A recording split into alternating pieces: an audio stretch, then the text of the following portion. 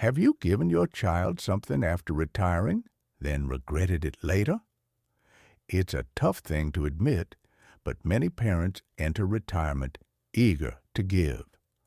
Whether it's money, time, or responsibility, they offer what they can because they want to support their children, stay connected, and be helpful. But the truth is, not every gift is good. Some things, once given, can't be taken back. And when they're handed over too soon or without the right boundaries, they can leave you feeling empty, overlooked, or quietly resentful. In this video, we're going to walk through 7 things you should never give your child after retirement. Not because you don't love them, but because you want to protect your peace, your independence, and your long-term well-being. These are the kinds of decisions that can seem small in the moment, but turn into long-term regrets when reality sets in. Stay with us until the end, because you'll not only learn what to hold on to, but also how to set healthy limits that strengthen your relationships instead of straining them. If you're already retired or planning to be soon, this could save you years of heartache and help you feel more secure in the life you've worked so hard to build. Let's get started. Number 1, your retirement savings. One of the most generous but most dangerous gifts you can give your child after retirement is access to your savings. It often starts with good intentions. Maybe your child is going through a tough time financially, or they need help buying a home or paying off debt. You think, I have enough, and they need it more than I do. But here's the truth. Most people don't say out loud. Once your retirement money leaves your hands, it rarely comes back. And when it's gone, you're the one left vulnerable. Your retirement savings weren't built overnight. They came from years, decades of showing up, working hard, and making sacrifices. That money isn't just currency. It's protection. It's peace of mind. It's what allows you to handle emergencies without panic, to enjoy life without guilt, and to age without fear of becoming a financial burden on someone else. What many parents underestimate is how fast unexpected expenses can show up in retirement. Medical costs, home repairs, long-term care. These things don't wait until you're ready, and they often cost far more than people expect. If you've already given large chunks of your savings to help your child, you may find yourself in a position where you have to ask for help. Something that can feel deeply uncomfortable when you thought you'd secured your future. There's also the emotional weight that can follow. Even if your child was thankful, even if they promised to pay you back, the dynamic changes. You might hesitate to say no next time, or you might feel unspoken pressure to keep helping, even when it starts hurting you. Over time, that imbalance can quietly chip away at your dignity and at the relationship itself. And here's the thing. Your children have more time to rebuild than you do. They're still working, still earning, still climbing. You, on the other hand, are in the phase of life where your focus should be on enjoying the years you've earned, not worrying about how to cover next month's bills. Helping your child isn't wrong, but it must come with clear limits. A one-time gift is very different from an open wallet. If you do choose to help, make sure it's an amount you can afford to never see again. And most importantly, never give away your financial safety net, because once it's gone, it's not your child who will feel the impact first. It's you. Number 2, ownership of your home. There's a common belief among retirees that putting the house in the child's name is a smart, generous thing to do. You may think you're protecting your child from future inheritance taxes, or just trying to simplify things for when you're gone. But giving away ownership of your home while you're still alive is one of the most misunderstood and risky decisions a parent can make, and it's one that too many come to regret. Your home isn't just a structure, it's your anchor.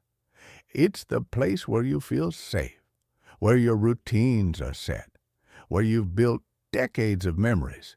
And once your name is no longer on the title, you no longer have control over it.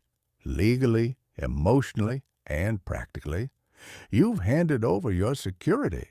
What happens if your child runs into financial trouble and the house gets tied up in a lawsuit, or worse, is lost in bankruptcy? What if they get divorced and suddenly your home becomes part of a messy legal battle you never saw coming? What if your child simply makes decisions about the property that you don't agree with, like selling it, renting it out, or moving someone else in? These are not rare scenarios. They happen more often than people realize. And once your name is off that deed, your power to stop any of it disappears. Even if your child is trustworthy and loving, life changes. Their needs shift, and their financial picture make it complicated. What was once your home can become something you no longer fully belong to. That sense of control, of agency, of being able to say, "This is mine, and I decide what happens here." Once that's gone, it's incredibly difficult to get back. And here's something that surprises many. In some cases, transferring your home can actually create tax problems or affect your eligibility for long-term care benefits. What you thought was a protective move can turn into a bureaucratic headache or a financial trap that ends up hurting both you and your child. There are safer, smarter ways to plan for the future, methods that still allow your child to inherit the home later on, but without you giving up control during your lifetime. A trust, a life estate, or simply a clear will with legal guidance can accomplish the same goal with far less risk. Your home is more than property. It's your foundation. And after retirement, your foundation should never be something you give away just to keep the peace, speed things up, or do what everyone else does. Because once it's out of your hands, you may not get to decide how the rest of your life unfolds within it. Set clear boundaries, set days, set times, say no when you need to, and never feel guilty for choosing to spend a day, a weekend, or even a month focused on your own plans. Because when you guard your time, your energy, and your freedom, you're not just protecting yourself, you're modeling something powerful for your children and grandchildren, the importance of self-respect, even in love. If you're still watching this video and finding these insights valuable, please comment number 4 below to let me know you're here. And if you haven't subscribed yet, I recommend you subscribe and turn on the bell so you don't miss any videos. Your support helps us continue creating good content to inform and inspire you. Now, let's move forward. Number 5, the burden of your debt. One of the most painful legacies you can unintentionally leave behind is debt, especially when it passes directly to your children. You may think, "It's my responsibility, I'll deal with it." And most of the time, that's true. But depending on how accounts are structured, especially with co-sign loans, shared credit, or inherited obligations, your child may end up legally or emotionally burdened by debts they never agreed to carry. Let's start with something that happens more often than people realize: co-signing. You might have put your child on a credit card or car loan years ago to help them qualify. Or maybe they co-signed something for you out of love. But once both names are on the account, that debt becomes shared. If you become ill, lose track of payments, or pass away without clearing the balance, the financial and legal weight shifts to them immediately, and sometimes without warning. Even in cases where your child isn't legally responsible, the emotional strain can be just as heavy. Sorting through bills, notices, and creditors after a parent's death or decline can feel overwhelming and frankly unfair. Instead of focusing on memories or closure, they're forced into a stressful tangle of paperwork and financial cleanup. And if your finances weren't clearly organized, that confusion can turn into tension between siblings, spouses, or even with themselves. Another overlooked burden is medical debt. You might think it disappears after death, but depending on state laws and how your assets are handled, outstanding balances can affect your estate and delay anything you hope to leave behind. A home, a savings account, even sentimental valuables can get tied up while debts are resolved, and all of it falls on the shoulders of the people you love. What makes this so hard is that debt often carries shame. You may not want to talk about it. You may feel embarrassed, but silence only makes it worse. The earlier you get honest about your financial situation with yourself and with a trusted advisor, the more you can do to reduce the long-term impact on your child. There are steps you can take now. Avoid adding anyone to your accounts unless absolutely necessary. Cancel unused credit lines. Make a plan to pay off or consolidate what you owe, and perhaps most importantly, leave behind clear instructions so your child knows what exists, what's been handled, and what to do next. You don't owe your child a perfect financial legacy, but you do owe yourself the chance to release them from hidden burdens they didn't sign up for. The fewer loose ends you leave, the lighter their load will be, and the more peace you'll both have. You gave them life, support, and love. Don't unknowingly give them the stress of untangled debt, too. Clean it up now, not for their sake alone, but for yours. Number 6, control over your living arrangements. One of the most subtle yet deeply impactful ways people lose their independence after retirement is by surrendering control over where and how they live. It can start with a well-meaning suggestion from a child. Why don't you move closer to us? Or, wouldn't it be easier if you just lived with us? And on the surface, it sounds thoughtful, even comforting. But what often goes unspoken is how quickly that arrangement can erode your sense of freedom, dignity, and choice. When you give your child full say over your living space, you also give up control over your daily rhythms. You might find yourself adjusting to their routines, their expectations, their home dynamics. Maybe your favorite chair doesn't fit. Maybe you feel awkward walking into the kitchen. Maybe you start asking permission to do things you've done freely for decades. That sense of home, where you can just be yourself, can quietly disappear. Even moving into a home they choose for you, a new apartment, a retirement community, or even an assisted living center, can feel like a loss when it's not a decision you made yourself. You may nod in agreement at first, trying to avoid being a burden, but as the weeks go on, you may notice a quiet sadness creeping in. You miss your old garden, your neighbors, your independence, and sometimes your child doesn't even realize what they took away. They thought they were helping, but the cost to your identity can be enormous. This isn't about rejecting help. It's about protecting your voice. You have every right to decide where you live, how you decorate, who visits, and what routines shape your day. Even if you need physical support, you still deserve emotional agency.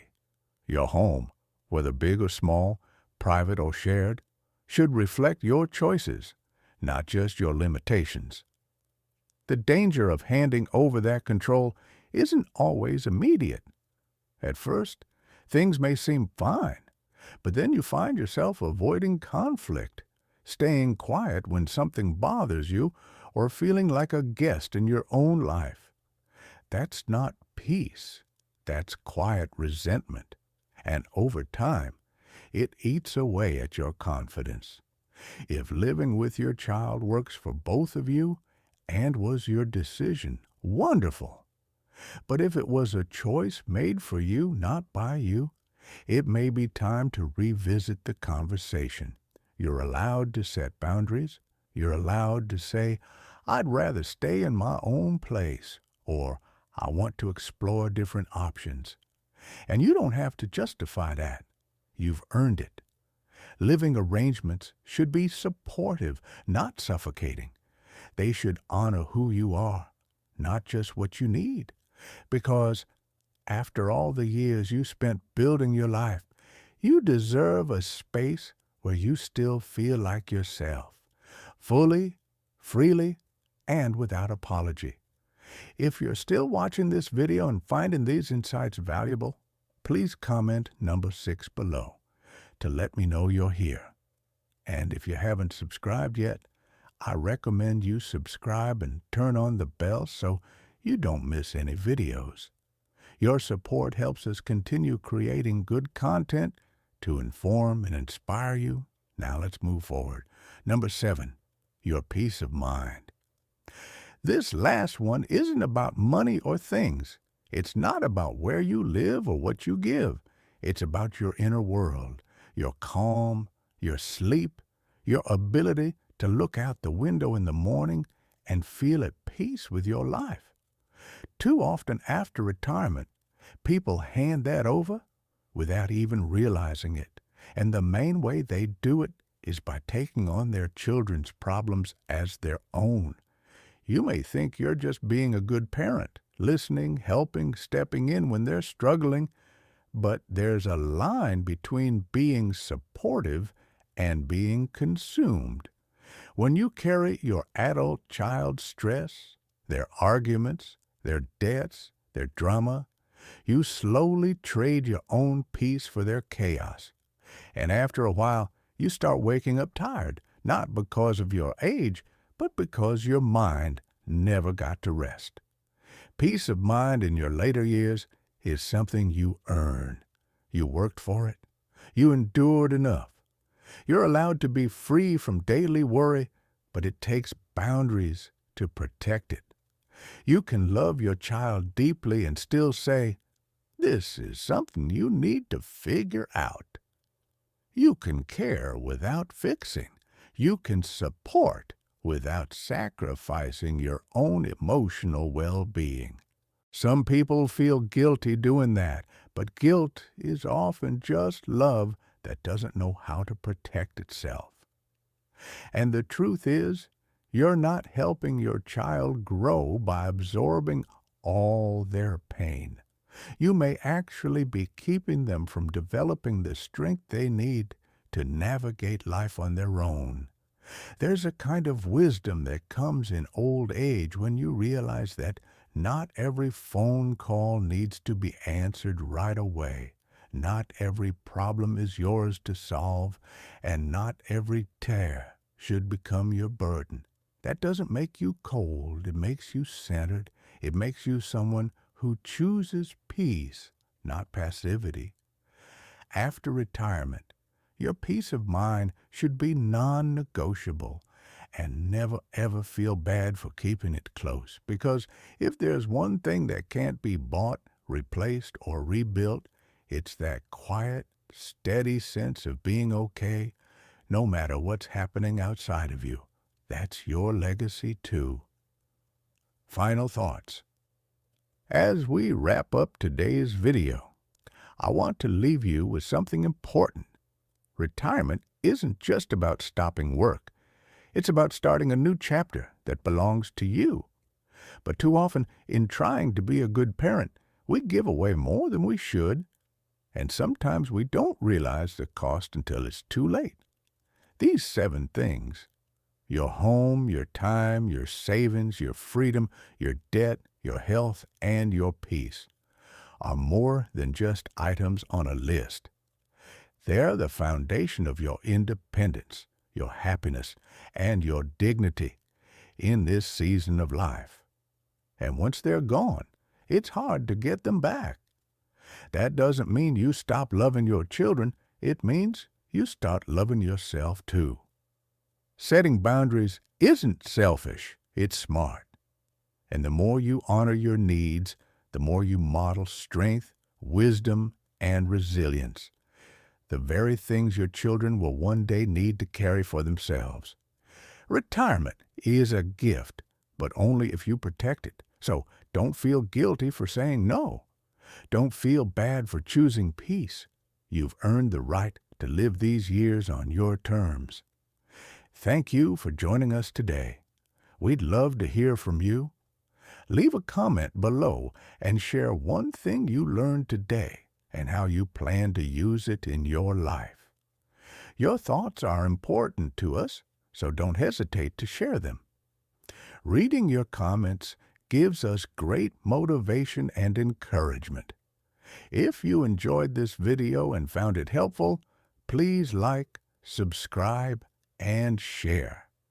Your support helps us continue creating good content to inform and inspire you. Thanks for watching, and we look forward to seeing you in the next video.